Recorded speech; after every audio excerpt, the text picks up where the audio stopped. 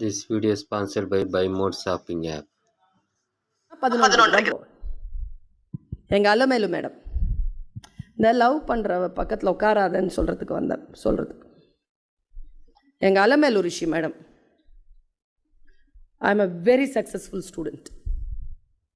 First மார்க்லாம் வாங்க மாட்டேன், 70-75 வாங்கிடும். போதும்ல, போதும் 55 போதுங்கிறாங்க. 54 வாங்கிறாத, மேற்படி போக முடியாது. எதிர்க்கு தான் அதை முடிச்சுக்கணும், அவ்வளோதான். போவேண்ணா எங்கள் அலமேலு ரிஷி மேடம் சொல்லுவாங்க, என்ன உள்ளே நுழைவேன், ஏய் அப்படிமா.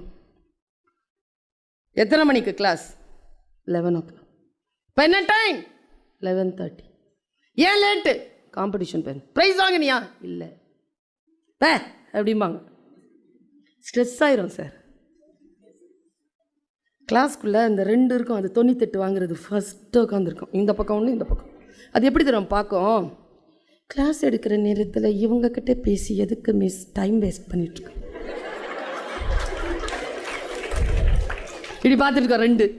இன்னும் 3 சிரிக்கும், மாட்டிக்கிட்டியான்னு சிரிக்கும். 3 10 பர்வீன் உள்ளவான்னு கூப்பிடும், ஒரு 10.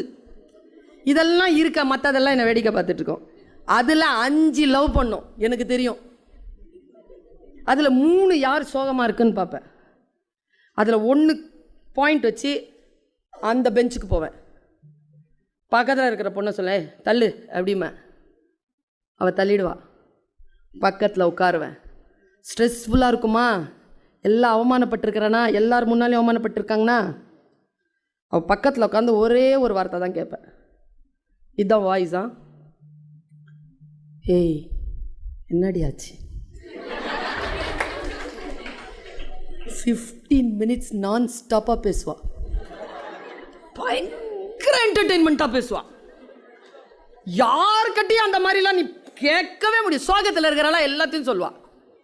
15 minutesக்கு அப்புறமா ஏந்திரிச்சிட்டு, சி வெக்கம் இல்லாமல் எல்லாத்தையும் சொல்கிற, அறிவில்லை உனக்கு, உன் பக்கத்தில் உட்காந்தா இதுதான் சிப்ப அப்படின்ட்டு முன்னால் போய் அந்த 98 பக்கத்தில் உட்காந்து பாடம் கேட்டு 75 வாங்கிடுவேன். இப்போ நான் இதை ஏன் சொன்னேன்? இந்த வயசில் ஒரு உண்மையை தெரிஞ்சுக்கோ.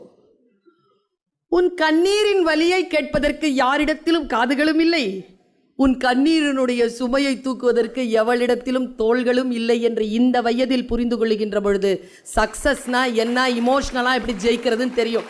நான் விதைத்த விதை நான் தான் அறுவடை செய்ய வேண்டும். அடுத்தவர்களிடம் சொல்லிக் கொள்வதற்கு எதுவுமே கிடையாது. இந்த வயதில் முடிவு செய். நீ இந்த வயதில் முடிவு செய்யாமல் அப்புறம் வேற எந்த வயதில் முடிவு செய்ய முடியும்? This is the age.